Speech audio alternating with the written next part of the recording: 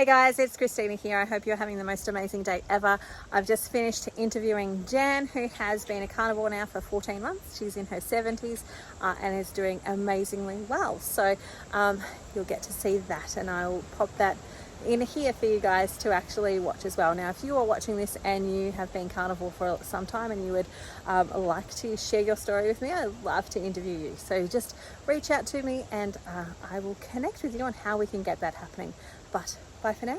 Hope you have the most amazing day ever and enjoy the interview.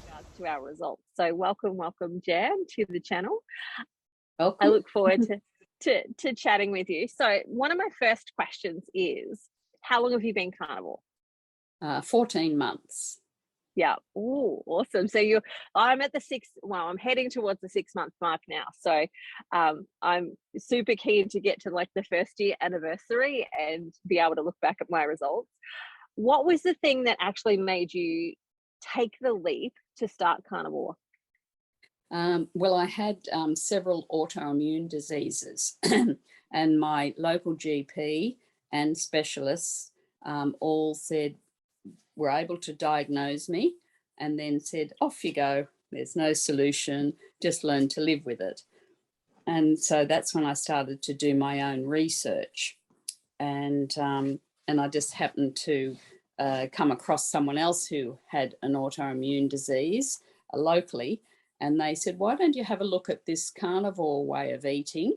Some people have said that it's really helped their autoimmune diseases. And I said, well, and that started me off. So I got on to people like Dr. Ken Berry, Dr. Sean Baker, Dr. Paul Mason. I've now had appointments with Dr. Paul Mason, and oh wow, got another appointment with him in February.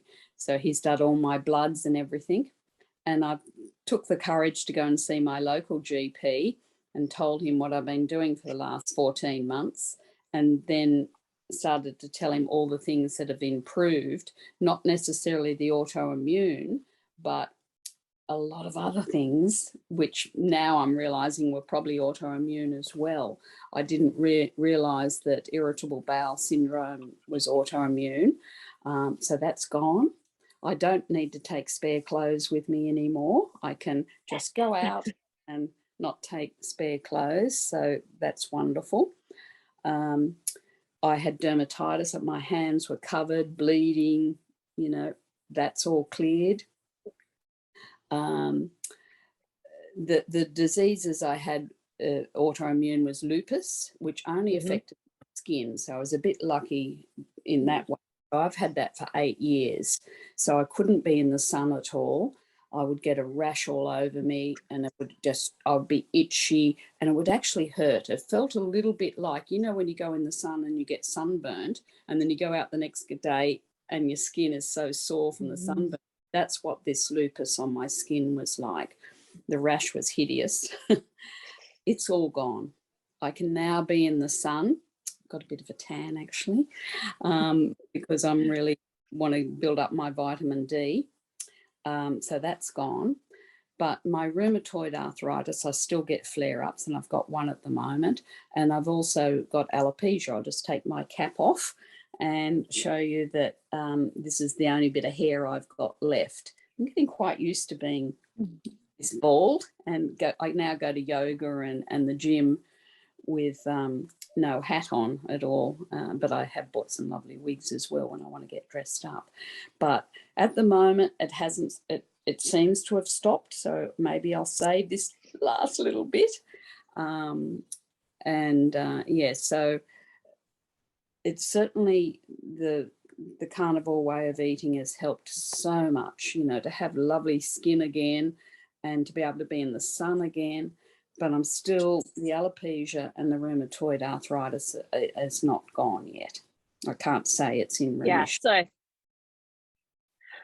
well, I would say that having worked with patients myself, that rheumatoid arthritis, I generally will see about 2 years. That's probably about the 2-year mark that we start to see like liver enzymes starting to come down, and we start to see their CRP and their ERS all start to come down and inflammation start to restore. But I always think it's really interesting, and I'm curious, I'll ask you about it as well.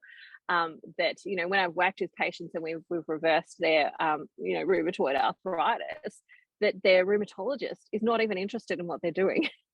I'm like, why would you not be interested? I would be super interested if they'd, you know, taken something that you're told cannot be fixed, you cannot put it into remission, and you've done exactly that. Why wouldn't you want to know what those patients are doing so that you can help other people? So I'm curious, when you went back to your GP, how did that conversation go? Yeah, well, he said he didn't know much about it. He'd heard of Dr. Paul Mason, and he said, I don't know much about it, but he said, I'm willing to learn with you. Oh, And awesome.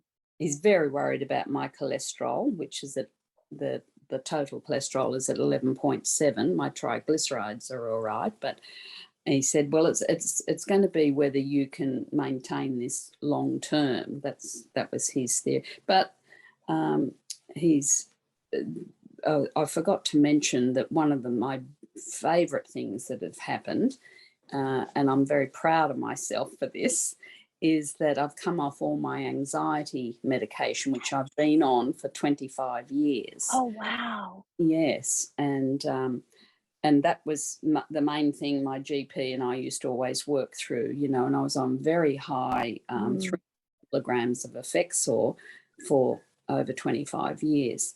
And so I went back to him, and he was blown away by that because he knew how many times I'd tried to come off that medication. And not that it's addictive, but it was certainly a crutch for me. I needed it in case a panic attack came, or, you know. And now, you know, and my moods are just so much better, you know. I do have down days. I'm not saying I don't, especially when the rheumatoid is painful. But on the whole, if I'm eating a lot of fat, and I'm eating butter at the moment, my mood is just so good. You know, I'm happy and no anxiety, and I've got 12 grandchildren, so I can get anxiety very easy. So I'm thrilled with that, absolutely thrilled. And that's like that in itself, like if there was nothing else that you'd gained from this, that itself would be a life changer, in the sense of not having to walk around with constant anxiety, and then the anxiety that you're going to have some anxiety, because that can be really scary when you're going through a panic attack. And, you know, especially if you're not in a place where somebody knows you, can help you, can like help keep you calm. If you're, you know, in the shopping mall with a bunch of strangers, that's a god awful event for that to kind of happen in that moment. And so to not have that hanging and looming over your head is an amazing result. And I wish that, and that's kind of part of the reason that I want to do these interviews, is that I wish that more people knew that they didn't have to live with it. Like, yes, let's maybe use the medication for a period of time while we actually fix the underlying causes and the root causes. But it's not something you have to live with for the rest of your life. You can, you know, do other things. And I think that, and I don't know how you feel about it, but I feel like it's really sad that, you know, for majority of people that would go to their GP, this wouldn't even be an option that would be presented to them to make an active choice on, because they don't know about it. The education is vastly different to what they've been taught at their colleges and their universities. And so I hope that more people hear this and go, hang on, maybe there's some hope for me. Well, I've just ordered a book by Dr. Chris Palmer.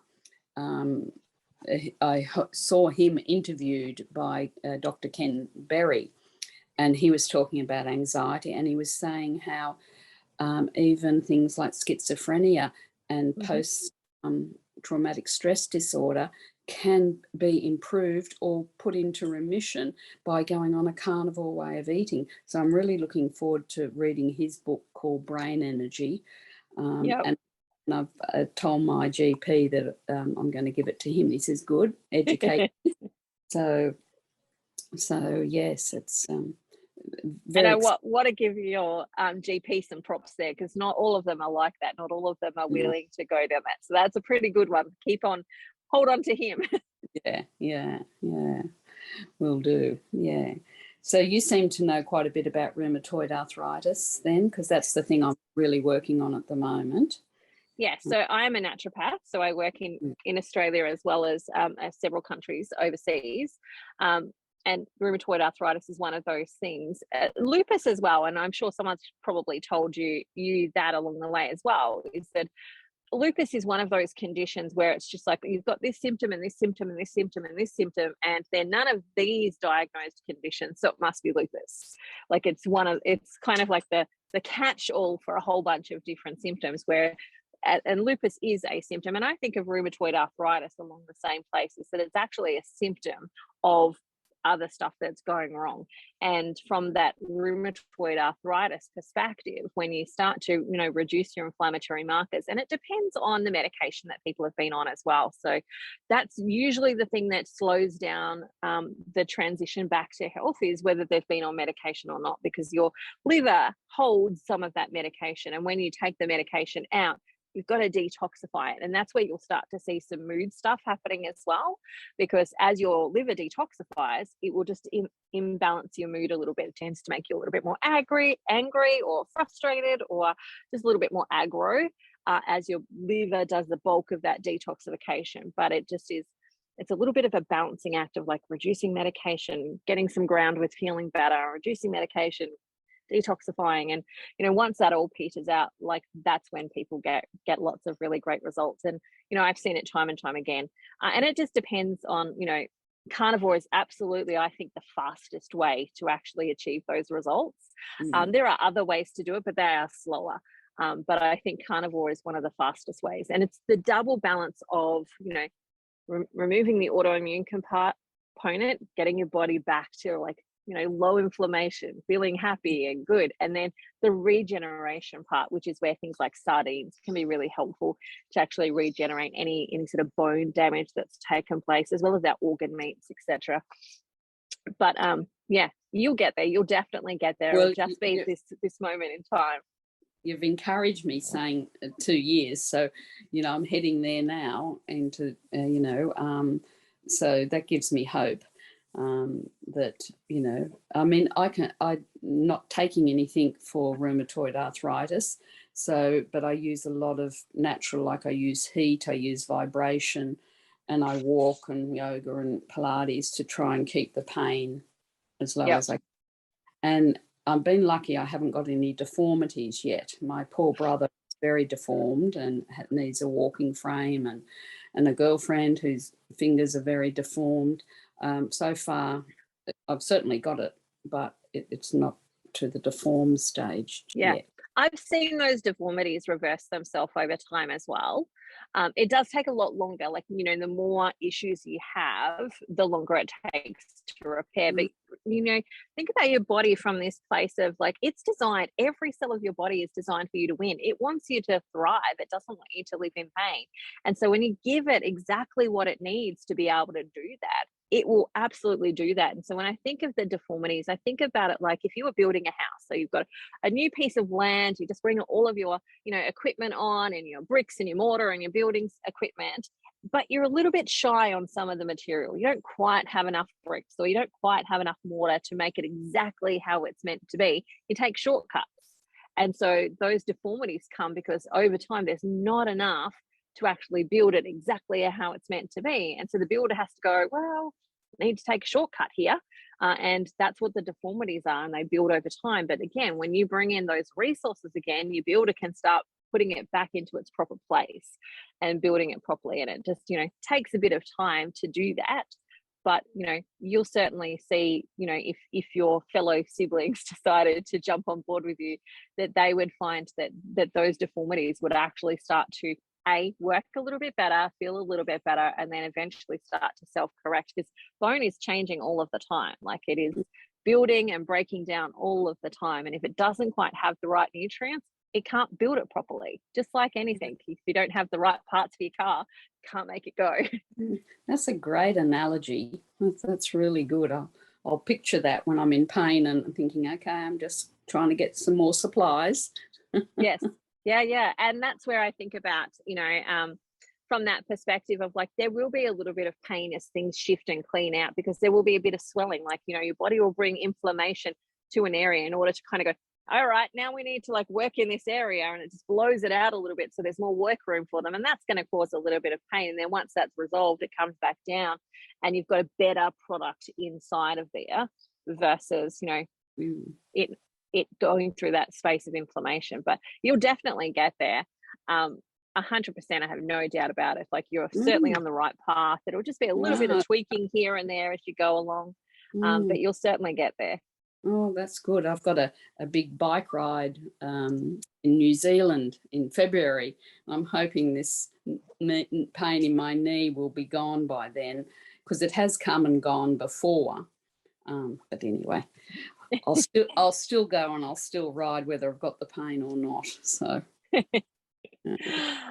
Awesome. The other thing I wanted to encourage you about was the hair growth. So for me, I had, what was it now? 9 years ago, I had a pregnancy where I was, had placenta pruritus, and my placenta had eaten through my uterus into my major blood supply, and it left me on life support, and I was bleeding out. The doctors didn't really know what to do, so they just like chucked everything at it, and some of that was some chemotherapy medication and so on. And I'd had a piece of hair, like a bald patch there, that had completely was bald.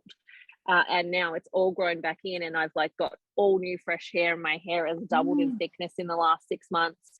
And I have to really stay on top of fat for that to happen. Like, I can tell if I've lowered my fat, or I've not quite had enough fat for a week or so, my hair starts to drop a little bit. But as soon as I up that fat again, I don't lose any hair at all. So, So did you actually lose the hair follicles? I lost the hair follicles. It was a full bald spot that was right there. Yeah. So I might get it back. I never thought. You might get it back.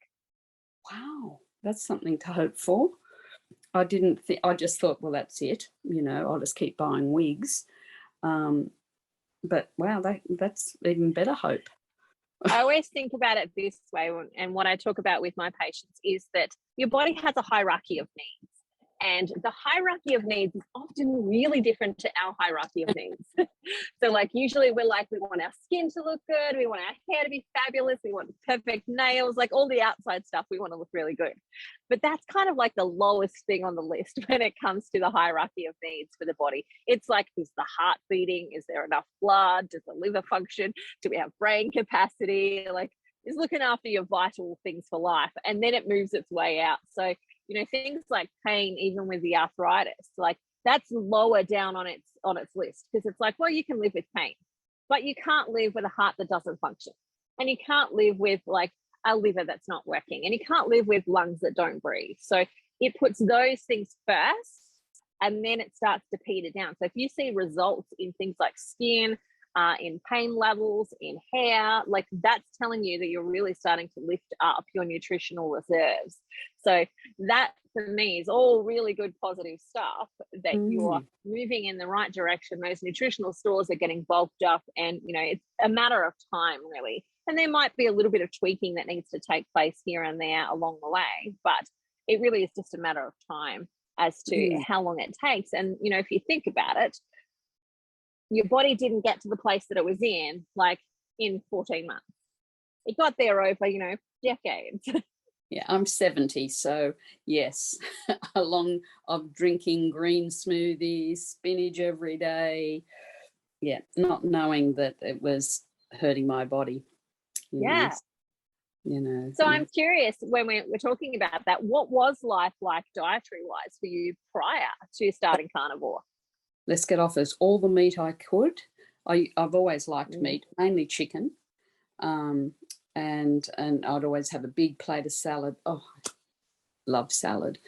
Don't love it anymore, but I love salad, love fruit, and my biggest issue, probably all my life, is my sugar.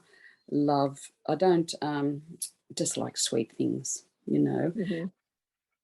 but I ate fairly well, according to Australian standards of what a good diet is, to have a very small amount of meat and lots of vegetables, 5 vegetables, and or is it 5 pieces of fruit? I forget exactly.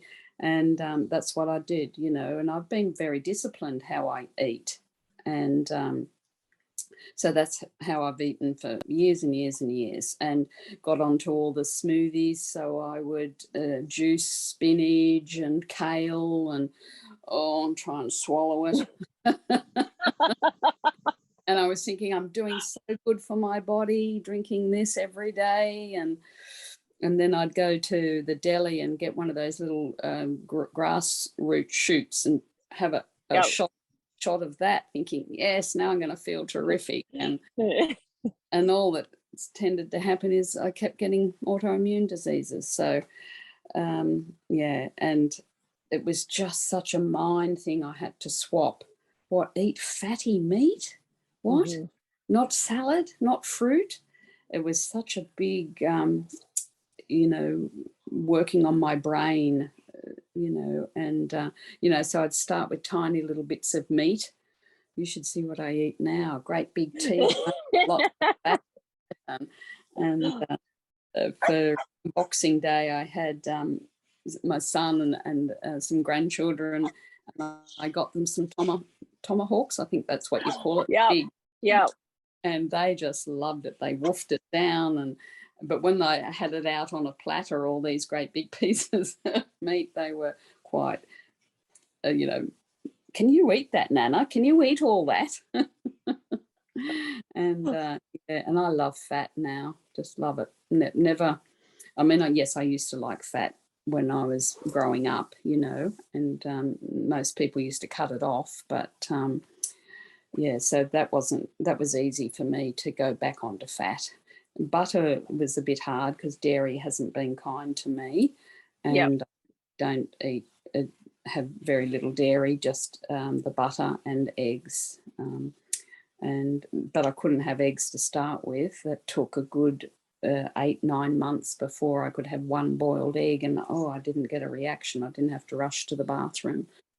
So, yeah, I hear you there. Like I can say in my clinic that eggs is often, or chicken eggs in particular, is often a problem food for a lot of people. So for, in my clinic, it's a pick your own adventure. So, if you want to eat, vegetables and meat, I'll figure out how you can do that. And, what's the best way? And you might have to take supplements versus not taking supplements. But one of the things that I'll offer them is a hair analysis. And when I do that hair test, I will find that something like 7 out of 10 people will actually have a problem with eggs, chicken eggs in particular.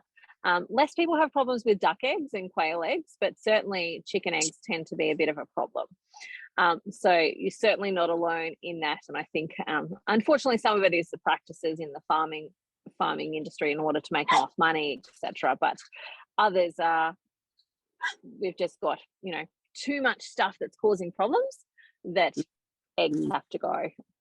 What I was surprised about is because I would have chicken, just love chicken thighs with garlic and oil, and then I'd have a salad with it.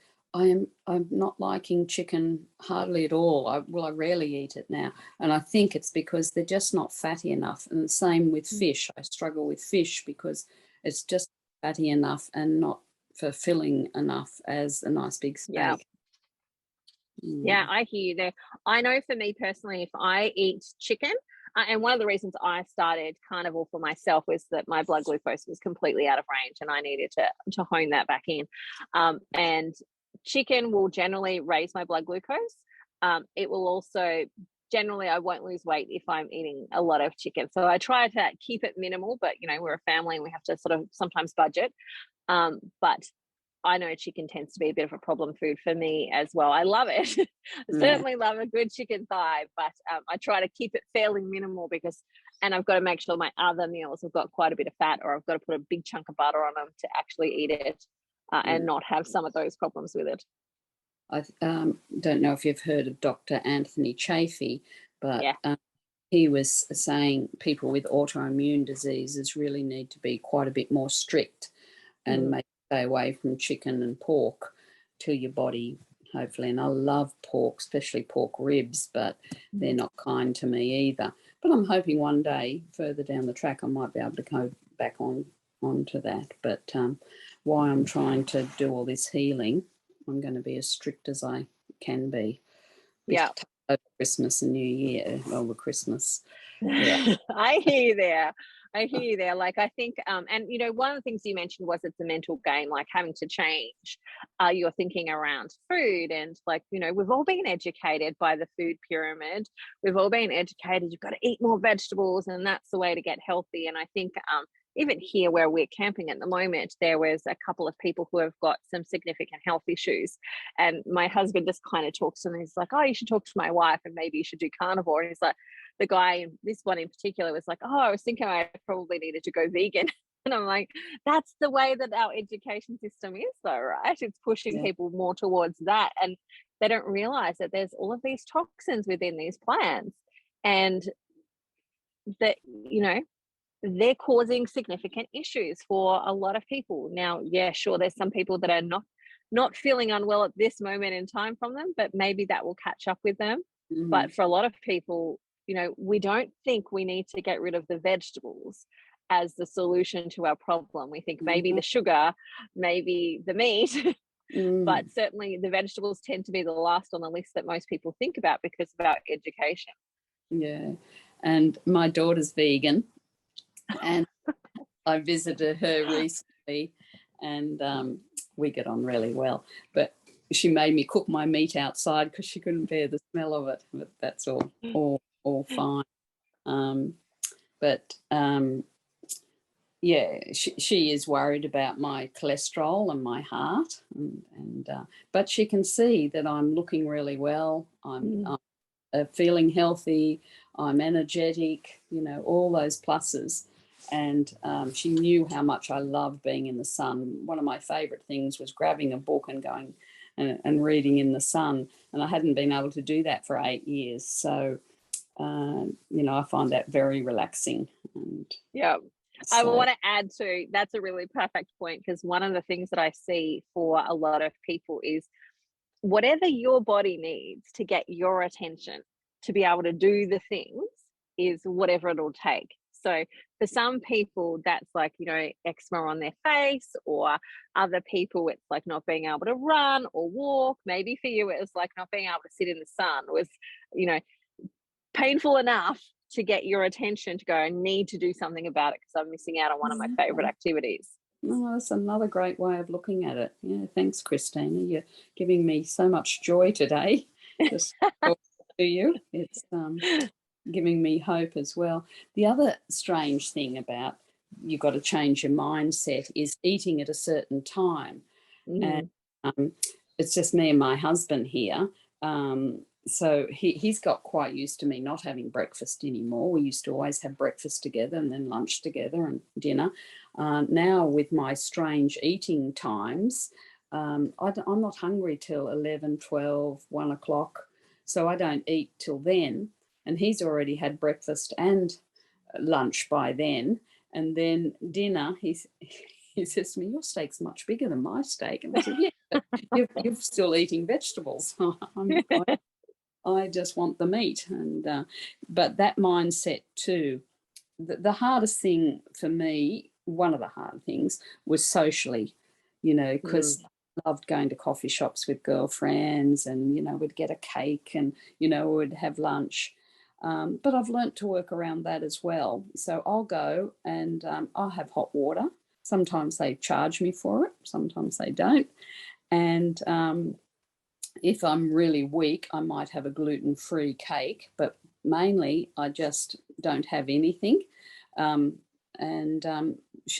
eat, they'll have whatever, and I can socialise and just sip on my hot water in a nice coffee cup, and no one else knows what I'm drinking. And so I've certainly stopped going out as much and just cooking at home. That's just easier. So yeah, there's a lot of mindset there around food and the social, you know, and it's a communion. We've got to get together and eat together.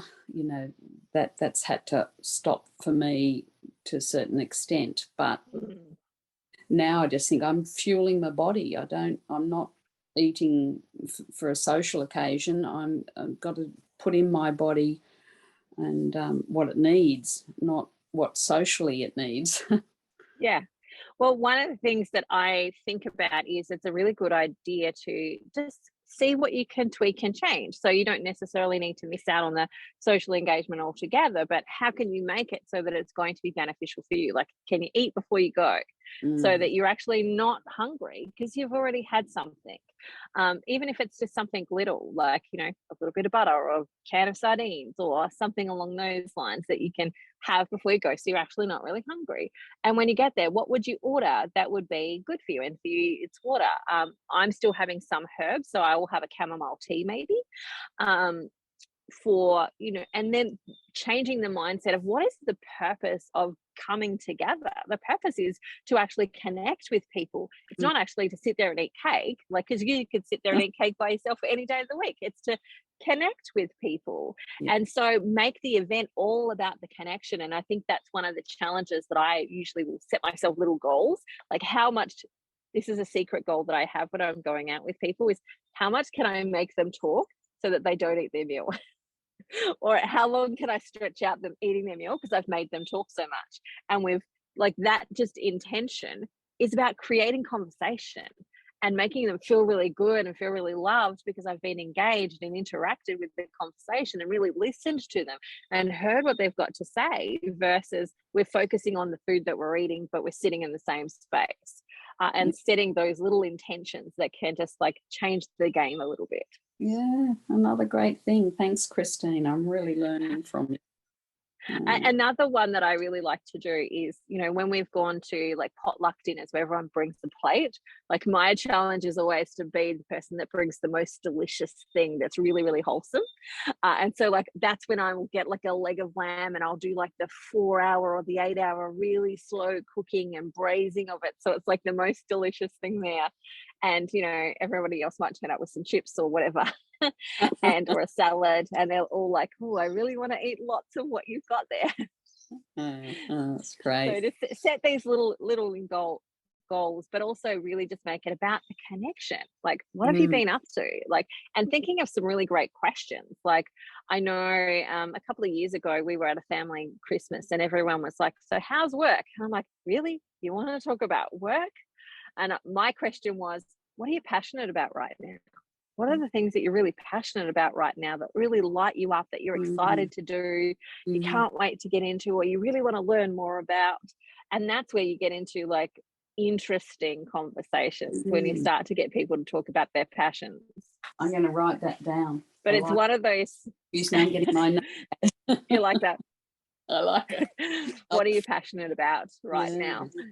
But interesting. It was really interesting to see people change as I asked that question, because they're so used to getting the, oh, how's work? How's the family?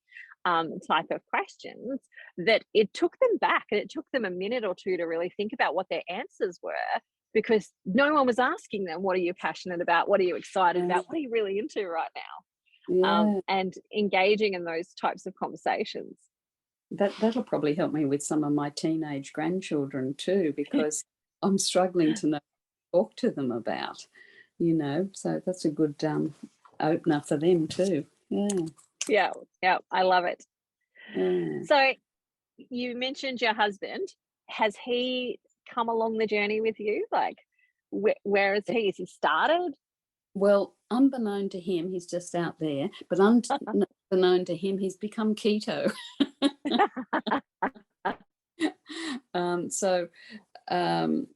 He will still have some things that he'll buy, some muesli bars and some corn chips, and so I'm fairly strong at the moment, and I can say no to them.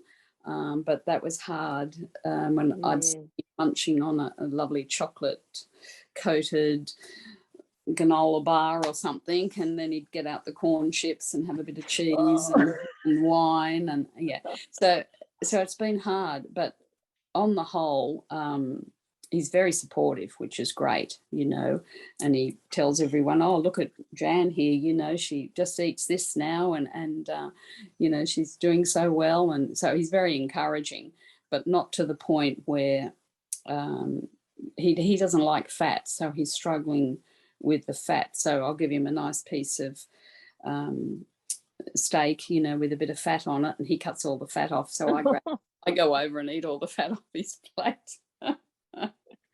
But yeah, he mainly our house is whole foods, you know. He still has blueberries, strawberries and yogurt and a bit of cereal for breakfast.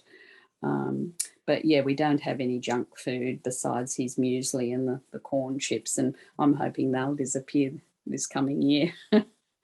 I love it. I love Yeah. it. I started, for me, my husband has come along a little bit. I would say he's probably 80 to 90% carnivore. So he's mostly there. But you know, he still is addicted to his iced coffee. So Yeah. whenever he can get one of those, he gets one. And there's just a couple of little things, like if the kids are having something that, you know, like a cake or whatever, then he'll want to have a piece of that with them. But mostly he's there. And he did actually, I'm trying to get him to go back, but he did go completely 100% with me for about a month. Then he actually slept a lot better. Like, I actually woke up in the night going, is he alive? Because he stopped snoring. And I couldn't tell if he was asleep or not, because like he wasn't doing the and the snoring, and that had gone away for him, and he was sleeping a lot better, and so on. So hopefully after Christmas and all the, like, the sort of stuff moves out a little bit from the shops, Yeah. the temptation will be a little bit less there. But my kids as well, they're about 80% carnivore. So they're mostly carnivore, but they've still got, like, you know, a few little things here and there, and depending, because we're traveling, so it depends on what food's available. And because I'm the one with the health issue, it's probably most important that I have the meat. And then if there's enough for everyone, we go all the way. But if it's, you know, oh, there's not quite enough in the shops because we're in a really little local town, then they might have something that's, you know, a bit more like pasta instead of like a full carnivore meal. But you know, they're doing really well too. Fantastic. Yeah, I have to be So I'm careful curious, you go. with my daughter-in-laws, you know, and I'm talking to grandchildren, and they say, "Oh, I don't like the broccoli." I said, "Well, don't eat it." And then my daughter-in-law's looking at me, "Nana, you know, you're not helping." And then they are saying, you know, "Put your I'm not sunscreen," helping because there's cancer in that. and then they're saying, "Go and put sunscreen on," and you know, get out of the sun. And I'm going, no, stay in the sun, you know, just don't be in the middle of the day sun. Because what I was talking to Dr. Paul Mason about, I did a bit of research on alopecia, and one of the things they think is causing why there's so much more alopecia is sunscreens, with people putting a lot of sunscreen. And because I had the lupus, I covered myself top, because I wasn't going to give up my surfing, my bike riding, or my outdoor sports because of Yeah. lupus. So I covered myself. I wore full outfits and big hats. Everything was just covered because it was so painful. And then I read the research that whatever's in the sunscreen could be causing alopecia. And I thought, oh, can't win. As Yeah. well as a whole bunch of other things. Like, sunscreen is a fairly toxic product in itself. Like, there are some, you know, good natural alternatives out there. But you know, generally what you're going to pick up in the supermarket or at the pharmacy, or, you know, anywhere where you pick up sunscreen generically, it's not going to be like, it's not giving you any health benefits in regards to it's like donating some vitamin A or B or C to you. It's, you know, it's got a lot of chemical toxicity in it. Yeah. So I suggest rash vest. Go and put your rash vest on. Put a, Yeah. you know, and yeah. So I've got to be careful with my daughter-in-laws. I don't go too hard on spinach and broccoli and kale in front of the grandkids. So they'll watch from the side, I guess, and think, oh, Nana's weird. And that's okay. But Nana's still here, and Nana's doing fine. She's really healthy and well. Like, it's I think part of it is a bit of time as well. Like, because, you know, 14 months for me is like, that's great. I'm like super excited about that. But for them, it's still like, you know, 2 years, 3 years, 5 years down the track, that's when they'll be kind of watching, is she still doing great, has she had the heart attack yet, like, you know, all of that type of stuff that people are watching and waiting to see, and they're saying in the background of like, oh, I'm worried that this is going to happen.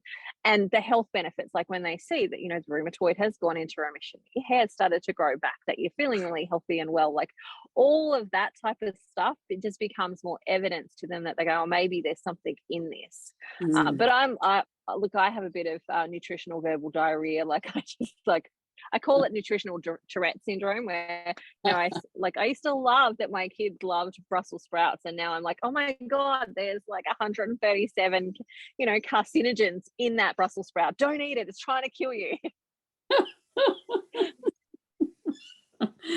So I'm the crazy one too as well, but I just think, well, if you're going to eat that, then you also need to be aware that you probably are going to have to take some supplements, maybe take some medication, etc., because, you know, it doesn't grow that easily in nature.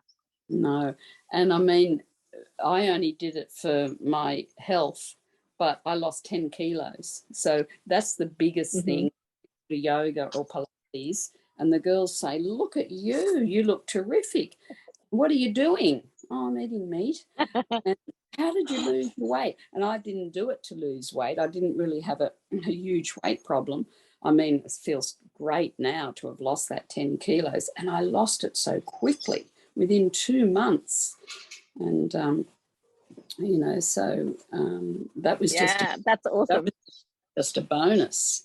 Yes. You know. Well, I wanted to lose weight, but that wasn't the reason I started. I really started because I wanted to get my blood sugar under control, and I refused to go onto medication.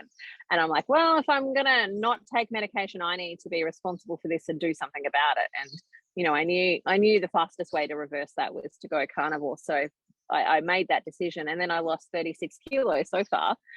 So, you know, in the last 5 months, again, it comes off easily in that regard. You don't have to necessarily work. And I think, if only I could have told my younger self that, or, you know, if I could say that to younger people now that are like battling with their weight and doing the self-loathing and hating themselves and going, oh, I don't like the way that I look.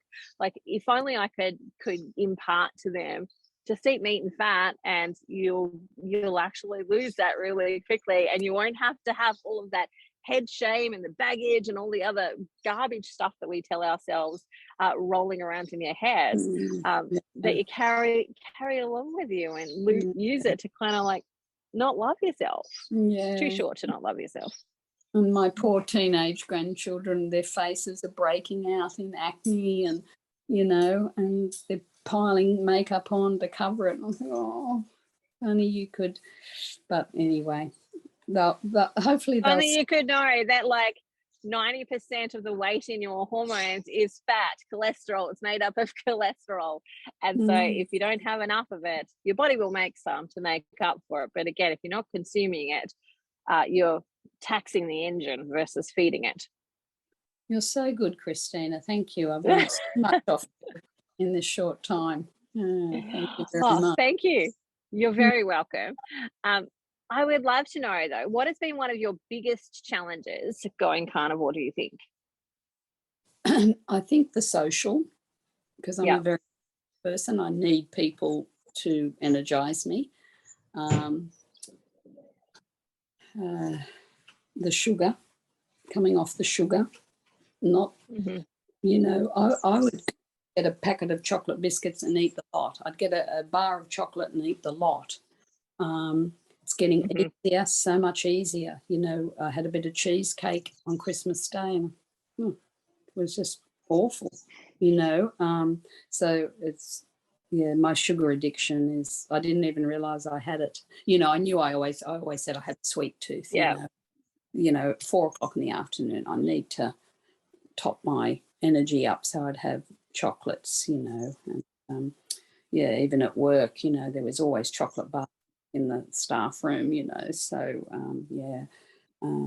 but 14 months in, it's a lot easier. So I'm curious then, for somebody who's watching this, right, and they're like, I don't think I could give up sugar. What are your tips, and what would you say to them? Well, I tried not to be too harsh on myself when I'd go and eat a chocolate, and, really come down on myself. Oh, you idiot, you've worked all these months and now you've gone and ruined it by having that chocolate, that cake or that bit of cream. So being a bit more gentle on myself and, okay, so you slipped up, but tomorrow's a new day. This afternoon's a new day. You're not going to have any more. And, but getting it out of your house is very important. At the moment, because of Christmas and people being very lovely, giving me 3 boxes of chocolate, they're still sitting in my pantry unopened. Now, that would not have been heard of a year ago. Wow. They've been gone within 2 days, maybe 3 days. I just would not have been able to stop. But so I know I've come a long way. I am going to open them when grandchildren come, but I've asked my husband. That's what I was trying to do. I'm like, kids, you guys can eat this. And I've just asked my husband, don't open them, it'll be too hard for me, and he hasn't. So he doesn't have a sweet tooth or a sugar addiction. His is more alcohol and other types of addictions, but and he knows that. And he said until he gets sick, he's not changing. I thought, well, so nice to get sick and we can live our older lives together. But so that's it's going to be hard, but it can be done, and it does get easier. Yeah, awesome. One of the things that I say to my clients that I'm working with is when you do the thing, so inevitably it happens, everyone will do it. Like, I've now met a soul that has not fallen, stumbled, accidentally done something, purposely done something, etc. When you do the thing, pay attention to not how terrible I am and how bad I am and I've wrecked it and I've ruined it, because that's the thing that just keeps you doing more bad things. But go back and just ask the question of, like, what did I say to myself that made it okay? Like, because, I've set these parameters. I've said, this is how I want to live. What did I say to myself that justified it, that said that it was okay for me to do it, etc., etc.? And then ask the question of, like, where does that come from? Where did it come from? Mom? Did it come from, a situation I was in my life? Did it come from a particular thing? And I know this particular example was one that was just like a really good, clear one. So this patient that I was working with, when I asked that question, what did you say to yourself? And she had a cookie. And she said, well, these were the cookies that grandma used to give me. And so when I had it, it's like I'm experiencing having time with grandma. And so the question then is, so what were you really wanting during that period of time? Was it a cookie, or was it to re-experience time with grandma? And, the real thing is to re-experience time with grandma, and her grandmother had passed away. So she couldn't ring her grandma up and have a conversation with her, but she was thinking about her. And so the next thing was, well, what else could you do instead? So the next time this comes up and you'd really love to have some love from grandma or experience grandma, what could you do instead? And so we came up with a bunch of different strategies. Like, she could call her friends and let's have a or her cousins and have a good conversation about, do you remember when grandma used to do this? And just chat about grandma and actually keep her alive and feel the love of grandma in that moment. Or she could go to her husband and go, I'm really missing my grandma right now. Could you maybe just give me a hug? And can we hug? And bring the attention back to what's really driving the desire for the cookie versus the actual cookie. Because it's rarely just, I feel like a cookie right now. It's because often I'm missing something. And what is the thing that you're missing? And not to beat yourself up and go, actually, this is a learning opportunity. This is an opportunity where I get to learn something about myself. I get to unpack more of my own experience, and I get to love myself properly by asking, what's the real thing that's driving this, versus I just want to eat a cookie. And because it is rarely I just want to eat a cookie, it's more some other thing, like, I'm feeling a bit low, or I'm feeling a bit flat, or I'm feeling at work underappreciated. And could you fill that cup up in another way, so that you're not looking at those stumbles or those falls as like mistakes and I'm a bad person, but looking at them as, this is where I get to learn something about myself, and I get to create new strategies, new patterns, new ways of actually giving to myself the thing that I'm really after versus the cookie, because the cookie's never the thing. Like after you've had the piece of chocolate, after you've had the cake, after you've had the cookie or whatever it is, you don't necessarily feel whole and satisfied. You get a different feeling. Yeah, you feel worse, and you probably want more of it because now you've started a craving. Yeah, I realized one of my food issues were I used to reward myself. Yeah. So I would, if I cleaned the house and did all the vacuuming, then when I've done that, I will have a cup of tea and a chocolate biscuit. But I'm not having that cup of tea and a chocolate biscuit till I get that work done. I motivated myself with food treats. And so that's something I had to stop and find something else to reward myself with instead of food as a reward. Was just how I did What things. did you find? What did you put in the place? Did you find any really good ones? I can't think right off the top of my head at the moment, Christina, what I did do. No, it's not going to come to me, because I was thinking that too when I was thinking that. What did I do? How did I change that reward? I think just the power of feeling so well was the reward. Do you want to feel well and healthy and your optimal health, or do you want to feel, my skin will start erupting, or I'll get some mucus in my sinus? Do you want that? That's not going to be a reward. But I really can't remember clearly. Isn't it terrible? That's why you should write things down on your journey. Yes. What strategies you use. But I like, and it triggered me when you said, were you having that chocolate or biscuit because you felt low? And I would often eat or feel unappreciated at work, or something. I'd go into the staff room and get a chocolate out, and I realised that is a trigger as well, and it never fixes the lowness or the being underappreciated. You just got to go and whack your boss and say, I am terrific, you need to appreciate. I love that. A little bit of workplace argy-bargy. It's all good. I love it. But that's the truth, though, is like, so often we cover up how we're actually feeling by doing things with food. And it's, I think this journey of carnivore for me is, and what I see from my clients as well, is really unpacking some of those wounds that we have, unpacking the patterns that we've used and we've learned to kind of self-soothe and appease ourselves and keep ourselves quiet, or to cheer ourselves on a little bit, as opposed to what are some really other really beneficial ways of doing that for ourselves. Like, with celebration, we often use food. We might have a cake for a celebration, but does that, like, just making your body sick, actually, is it a celebration?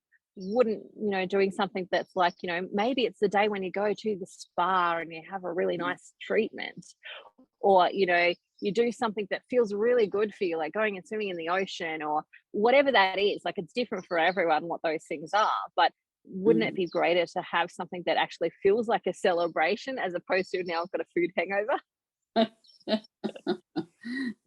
Yeah, very true. And it doesn't take much after you've been carnivore for a while. If you eat what people call a cheat day or whatever, I get sore the next day. My muscles are sore. I usually do get mucus. So it happens immediately, the effect. But getting to know my body so well now, I know what's going to happen when I do this. I know what that is. Before, it was funny, I got a skin cancer taken off my arm there and stitches, but because my rheumatoid arthritis was so painful, this wasn't hurting at all. Then my rheumatoid flare-ups settle, and all of a sudden I could feel this pain. So it was, I thought that was quite amazing, where normally I wouldn't have had that insight into, that pain level and why all of a sudden it changed. that this would have been just as sore the first day as it was the third or fourth Yep. day. Just that the level was in a different part of the body. Yeah, so it's very good learning. And that's a perfect example, because I have people that will say things like, you know, carnivore or GAPS, which is a more extended version of carnivore, is making me more sensitive to food. Like, now I'm sensitive to all this stuff. And I'm like, no, you're actually sensitive to that all along. It's just that you had competing pains going on in your body, and your nervous system can't deal with too many competing pains. It can only deal with, like, you know, one major thing at a time. And so it will cancel out and delete these other experiences that you're actually having, but you're not your brain's not connecting with them, because you can't feel them, because there's this other pain that's going on. So you're just getting the one feeling versus all of the stuff that's going on. And when you take that all out and then you eat the thing and you're getting some pain from it, it's because that's how you were feeling all along, but it was just an accumulation. And your experience there is exactly that. Two competing pains, your body will really just try and get one of them and cancel out the other. Yeah, I'm just learning so much. It's amazing, isn't it? It's just such a great way of living. Yeah. I'm curious, what do your friends think? One friend, she might be tipping over. She's certainly eating a lot more meat and a lot more fat. Her doctor wants her to go on statins because of her cholesterol, and her cholesterol's a lot lower than mine, and she's had her calcium score done, and it's a lot less than mine. But she's really not going to probably go on the statins because I've given her lots of videos on how good cholesterol is and why it's been made the boogeyman when it shouldn't have been. Sorry, I just turned my phone off there. It's all good. And everyone's interested because they've seen a difference. Yeah. But there's no way they're going to give up the alcohol, the chocolates, the biscuits, let alone fat. I'm not going to eat fat. And meat. So they're happy for me, and they can see the improvements. But that's because I was sick, and now I'm getting better. They're not sick, so that they don't need it. But they're, you know, most of my friends are coming into their 70s as well. So, it'll be interesting. Well, that's the thing too, is you start to move into that age. Now it's actually about 50 when we start to see people start to accumulate their medication. Like, it never used to be until like the 70 that you really started to accumulate your chemist. But now it's moved down to about the 50s where people start on one medication for one thing, and then they've got to take something else because of the side effect of that one, and then something else gets added, and you know, lo and behold, they're on 10 medications a day, and they're easily there. And I think that's the question that a lot of people have got to ask themselves as they move into their older years is, do I want to be living my life consuming medication, like, and handfuls of it every day, or do I want to just eat in a way that actually really supports and nourishes and keeps my body as healthy as well for as long as it will go? Yeah, exactly. Good. So anything you'd share with somebody who's watching this, thinking about starting carnivore, what would you tell them to do to start with? Well, I would probably tell them, because of knowledge that I have now, to go slowly. Don't do it, you know, straight away. I got a lot of diarrhea to start with, and it was really, black and horrible and just flooding out of me. I used to have showers. It was so bad. But I know it was the cleansing, and some people said, well, let's do it quickly. But really, it was a bit of a, and I mean, I was keto for a long time. I used to get Hello Fresh. That's how we ate our meals. And, you know, I thought we were eating quite well, and we had very little junk food. So I'd been doing that for a good 12 months. But it was still, just go easy on yourself, you know. But if you get rid of the pastas and the rice and the seed oil and the sugar and the alcohol, that's a good start. You know, Yeah, definitely a good start. Yeah, and then And I think that depends on, you know, the type of personality you are as well. Like, you know, I was an all or nothing person. I'm like, I'm either doing it or I'm not doing it. yeah, But I have people that need to make slow progressions as well. And, you know, I think the slow progression helps you build in the patterns and the routines and what am I going to replace this with and what does dinner look like and all of that type of stuff without the pressure of it has to be perfect. yeah. And learning how much fat your body can take, that took me a while, because I heard other people saying, got to eat a lot more fat. So me, go gung-ho, I go and get a great big slab of fat from the butcher, and oh, it's delicious. Oh, had diarrhea for 2 days. So I also don't have a gallbladder, so, you know, I had to be careful how much. Now, you know, I know how much fat I can have, and if I have too much, you know, my feces will tell me, you know, and I can work it out. Yes, I've exactly. learnt to know what my body can take, and yeah. So And I think comes back to another point that you made earlier on, which is actually learning about your body, because your body is going to be different to my body. It's in different stages than my body.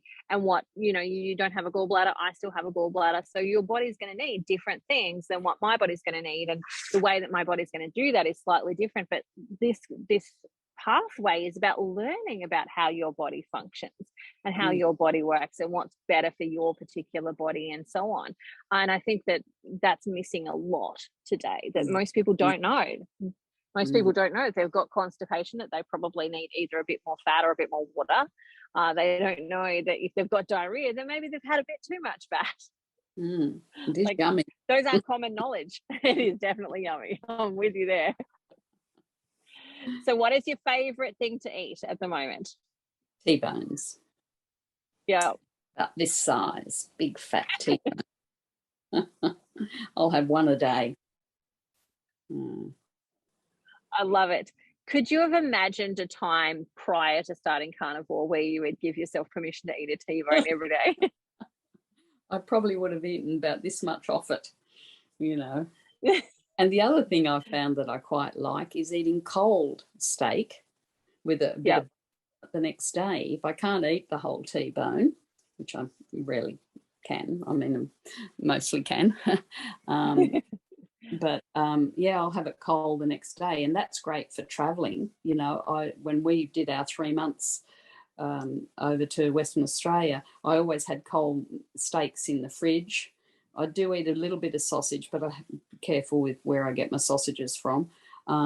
So I'd have either a T-bone or a porterhouse or a couple of lamb cutlets in our camp kitchen. So if we come into a town and my husband's going to get a hamburger, we'll go and sit in a park and I'll eat my cold steak with a bit of butter and he's eating his hamburger. And you do have to be a little bit organised.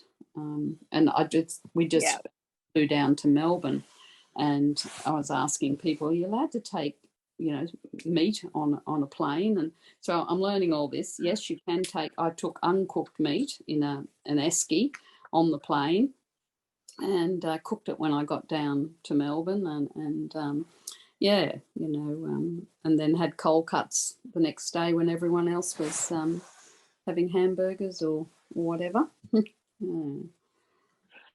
I love that. I don't know if you saw Michaela Peterson. She was talking about traveling with Carnivore, and she was saying she loves packing like a whole suitcase of frozen meat in an air fryer. And so, you know, checking that through on luggage, it's like, you've got a case of meat there. Yeah. Well, for her, you know, her autoimmune conditions are so significant. She needs to be mindful of where the meat is coming from. But it's worthwhile for her. Yeah. Well, I'm about to go to New Zealand in February, and I'm wondering if I can take frozen meat on the plane. I didn't think I should take non-cooked meat, so I'll find out. I'll let you know if you're allowed. I've gone to flight centre, you know, and I've tried to ring Qantas, which is painful. Can I take meat, and I'm not getting answered. So I'm just going to Ugh. go to the airport and hope I can get on with my frozen steaks. Just till I know when Fingers crossed. Yeah, I don't want to throw that meat away. Wow. It would be a pain to have to throw it away, but you've got to do what you've got to do to make it so that Once you can live a healthy life. Yeah, and it's only because I'm doing a bike riding. So you ride for 50 Ks and then they'll bring you your food and they take all your camping stuff and they'll meet you. And then the next day you do another 50 Ks and they bring you food and your gear along. So I needed to be prepared with my food and that. So, and hopefully, because I'm paying for them to feed me, but I'm actually feeding myself. So I'm hoping they'll get the idea. Look, a few boiled eggs and a steak for me, please. Don't give me fruit and vegetables and whatever else you're giving everyone else. So yes, I'll train them by the end of the 9 days what to feed me. Well, what would be even amazing is if you actually did like super well on that diet as well. Like you came in this first, second, third, or at least top 10. Yeah. That'd be super amazing. Yeah, but I am sort of saying my mindset at the moment is, well, if you got to fast, you got to fast. It's not going to be, won't kill you. If they're not going to be able to supply me steak and boiled eggs, well, I'll wait till I get into a town where I can eat, and I won't eat for 10 hours or whatever. Yeah. Which is like, I think, a challenge for a lot of people mentally, the idea of fasting.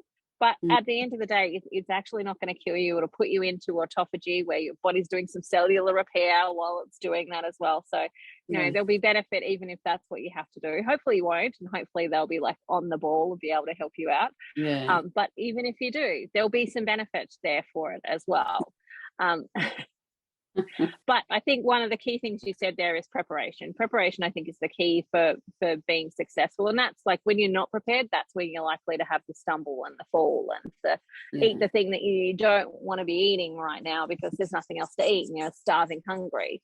I don't want to go into McDonald's and have those meat burgers. I know a lot of carnivores do, but if I got a choice, I prefer a T-bone than of course. Of course. But that is the key though, right? Preparation, to make sure that you've, thought about the things and okay, if there's no food there, here's what I'm going to do.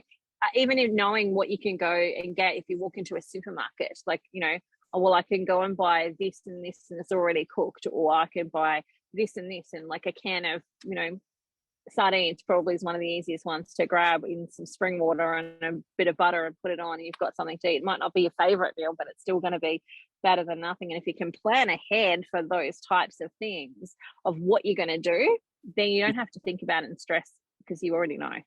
I know what to do. It might not be my favorite, but I'll make do. Yeah, very much so. Yeah. So I want to say thank you so much for having this chat with me. It's been amazing. I've loved every minute of it. Well, I look forward to I look forward to following your journey a little bit more as well over the next 2 years. And that post that you put in the Carnivore group where you say, "Yay, I've done it. I'm in remission." I look forward to that post. Yeah, me too. Good. Any final remarks that you want to share before we end? No, I think we've covered a lot. I guess people worry about the expense of a diet. And I think, well, I'm no longer on antidepressants. I don't have to go to the hairdressers anymore, but that's not necessary because I was just doing that. But I'm on no medication now. My cream that I used to have for my cortisone cream for my dermatitis, the little tubes was $70, So I'm not spending that. And I've got no wastage, and I'm not in a doctor's surgery. So I try and, again, another mindset of, okay, if people think this is expensive, like the tomahawks I bought yesterday for my son and grandson, they were very expensive. But I was trying to teach them and they just woofed it down.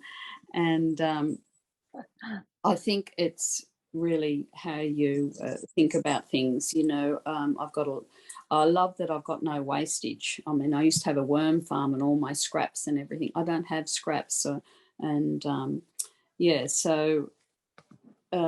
I think you can balance that expense as well, that there's benefits that you're not paying for anymore, you know, that you're not, I'm not articulating it very well, but. No, I agree with you though, but I think the other aspect too for me is that you tend to eat less. Like, you know, you're saying that you're not really having anything to eat until like 1. You know, there's a whole meal there that you're not having to pay for. Yeah. And that money can then be dispersed over other things. Like I know for my family, and I think you're dead right in the sense that people worry about the expense. And I think in the beginning, there is a bit more expense as you start to transition your body over and you start to change and you get used to eating in a particular way. But I think eventually, like for my family, we don't really spend more money because we're eating carnivore versus what we were previously eating. Like it equals out, but you're spending your money on different things. And you know, the other thing that I do for my family is like, because we're traveling, we're not in the same place where I can go to the butcher and just get the exact same thing. The first thing I do is I walk in and look at what they got on special. What if they got discounted? What is on special? And I will start by buying those things. And you know, quite often I'm buying most of my meat a week at half price because we've got to cook it that day, but we've got to eat that day. So we can do that. And you know, you find ways to make it affordable for you if it's important enough. Yeah, very true. Yeah, so I'm with you there. I think, and you know, I always say it will cost you a little bit more to start with, and that's just because you're coming off sugar cravings. When you're coming off sugar cravings, you just want to keep yourself full, so just keep eating while you're coming off those sugar cravings. Every time you think about eating some sugar, eat some meat, eat a little bit of fat, and you know that will cost a little bit to start with, but within a couple of weeks, once you've filled up your nutritional stores, your desire to actually eat becomes less because you're not hungry, especially when you let go of what you said previously of like having to eat at particular meal times and waiting until actually, am I really hungry right now, or am I just thirsty, or am I bored? And connecting back in with those feelings and sensations, you know, I find we probably eat less than we previously did, but we're more satisfied. Yeah, very true. Yeah. Good. So fingers crossed, some people will watch this and start to question, maybe I should give this a go for my lupus, my rheumatoid arthritis, my anxiety, any of the other things that we mentioned today, because I would love to see more people set free of those health complications, because I think that's what true food freedom is not having the food control you being able to be in control of the food and not having the physical ailments that food, you know, the sugars and the carbs and all of that stuff can create, not having that control your life and being able to be physically active, sit out in the sun and read a book and go bike riding and enjoy your actual life versus I can't do it because I'm not feeling well. Yeah, very good. We're on the right track. Yeah. Thank you so much for this call. I really appreciated it. You're very welcome, Christine. I'll talk to you again sometime.